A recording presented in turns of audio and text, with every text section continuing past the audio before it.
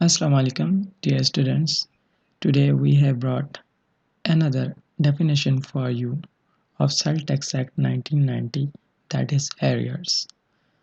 जैसे कि आप जानते हैं कि पिछली वीडियोस में हमने 3 डेफिनेशंस कवर किए हैं, जो कि थी एक active tax payer, appellate tribunal and appropriate officer. अगर आपने वो वीडियोस नहीं देखी तो काइंडली उन वीडियोस को भी देखकर आप उन डेफिनेशंस का भी कंसेप्ट क्लियर कर सकते हैं, ताकि आने वाले हर एमसीक्यूज जो कि एग्ज़ाम पॉइंट ऑफ व्यू से बहुत इम्पोर्टेंट है तो वो आप क्लियर कर सकें। इसी तरीके से आज पढ़ते हैं चौथा जो टर्म है एरियर्स की तरफ। अब देखें what is the meaning of arrears. अब बहुत ही आसान और बहुत ही कॉमन सा कंसेप्ट है, बट ये जब क्वेश्चन पूछा जाता है तो उसमें कंफ्यूज भी आसान चीज़ों में करता है। हमारी नाकामी जो होती है एग्ज़ाम में, अगर फेलियर जो होता है हमारा, वो ये होता है कि हम अपने क्लास को कवर नहीं करते, बट हम हमेशा उसी चीज़ को रिपीट करते रहते हैं जो हमने पहले की हुई हो, और उसी की वजह, वही एक वजह है फेलियर की। तो देखें एरियर्स बहुत ही आसान और बहुत ही कहें कि कम टाइम लेने वाला ये टर्म है और कंसेप्ट है। एरियर्स मतलब बकाया जात। अब देखें, अगर आप बिजली का बिल उठाते हैं या गैस का बिल उठाते हैं, ठीक है ना, उसमें बकाया जात आपने कितने रहे हुए हैं आपके ऊपर, आपने लास्ट मंथ इतने दिए और इतने की अगर इंस्टॉलमेंट कराई है, या इसमें जितना रहा हुआ है जो बिल है या जो अमाउंट है, उसको हम एरियर्स कहते हैं। Simply, the concept of arrear is very simple in relation to a person. जब एक बंदे के रिलेशन में उसके हिसाब से अगर इसकी डेफिनेशन पढ़ी जाए तो सेल टैक्स में कहता है ड्यू एंड पेएबल, मतलब जो कि देने हैं, एंड पेएबल, ड्यू जो रहते हैं मतलब उसके ऊपर, एंड पेएबल जो दिए जा सकते हैं bye the person under this act before that day but not paid yet, जो कि ड्यू डेट से पहले देने हैं लेकिन वो अभी पेड नहीं है, तो उसको हम क्या कहते हैं, एरियर्स कहते हैं। तो उम्मीद है आपको ये मतलब समझ आया होगा।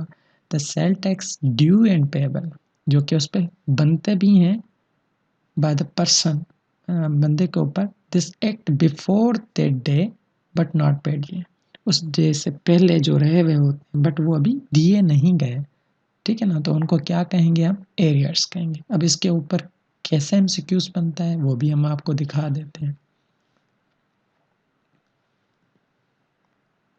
देखिए, dash the sale tax due and payable by the person under this act before that day but which has not yet paid. अब देखें, इसने सिंपल डेफिनेशन उठा के दे देनी है और पूछना है कि एरियर्स है या क्या है। अब देखें, डिफ़ॉल्ट सरचार्ज भी एक बंदे के ऊपर रहा हुआ होता है सरचार्ज, ठीक है ना। विसिल ब्लोअर ये एक और कंसेप्ट है जिसमें एक बंदा गवर्नमेंट का या जो लॉ इन्फोर्स एक्ट करता है, इन्फोर्समेंट वाली एजेंसी है जो उसकी मदद करता है, तो उसके लिए एक नाम रखा जाता है और जिसको विसिल ब्लोअर कहा जाता है कि वो एक गवर्नमेंट को बताए कि भाई फलां बंदा टैक्स में क्या कर रहा है, फ्रॉड कर रहा है या चोरी कर रहा है, तो उसको विसिल ब्लोअर कहेंगे। इसी तरीके से डिफ़ॉल्ट सरचार्ज, जो एक बंदा है वो डिफ़ॉल्टर बन जाता है, उसने अभी बकाया जात जैसे पे नहीं किए एरियर्स, तो उस ड्यू डेट्स के बढ़ने के बाद जो उसके ऊपर सरचार्ज लगेगा, पहले तो वो डिफ़ॉल्ट हो गया, उसके ऊपर जो सरचार्ज लगेगा उसको हम डिफ़ॉल्ट सरचार्ज कहते हैं। इसी तरीके से एरियर्स।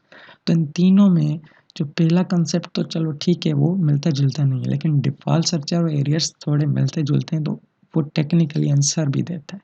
तो आपने क्या राइट ऑप्शन आंसर करना है, arrears. Arrears the sale tax due. अब ये क्या है, पूछ रहा है कि किस चीज़ की डेफिनेशन है, ठीक है ना। तो ये एरियर्स की डेफिनेशन है, that means the sale tax due and payable by the person under this act before that day by, but ये एक गलती हो गई है, BUT बट होगा, which has not yet paid, जो कि अभी तक नहीं दिए गए, तो उसको हम एरियर्स कहेंगे। इसी तरीके से बाकी क्वेश्चन भी पूछ सकता है। तो आपको कंसेप्ट आना चाहिए ना, एक मर्तबा आपको डेफिनेशन अच्छे तरीके से आ गई तो आप बहुत ही क्वेश्चन आला तरीके से आंसर कर सकते हैं विदाउट एनी हेडेक। तो उम्मीद है कि आपको ये वीडियो पसंद आई होगी, ये कंसेप्ट समझ आया होगा एंड आप सब्सक्राइब कीजिए ताकि आने वाला हर कंसेप्ट आप समझ सकें।